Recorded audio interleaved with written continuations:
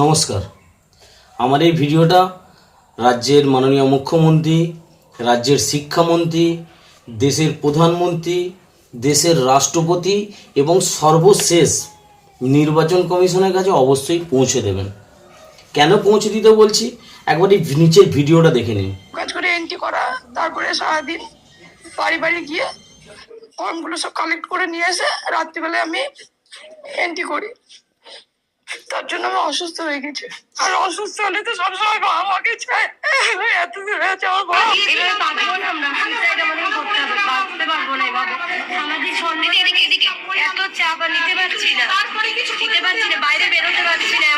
এদের বক্তব্যগুলো আপনি শুনলেন এবং বুঝতেও পারলেন যে এরা খুব কষ্টে আছে।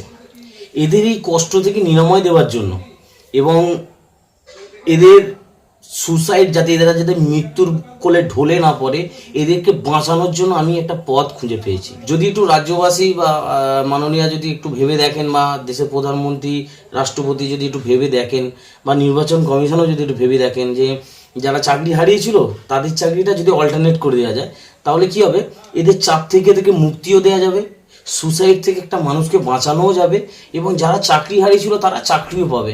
মানে একসঙ্গে তিনটে কাজ হয়ে যাবে। একটু ভেবে দেখবেন এবং ভিডিওটা যদি ভালো লাগে অবশ্যই শেয়ার করবেন। ধন্যবাদ।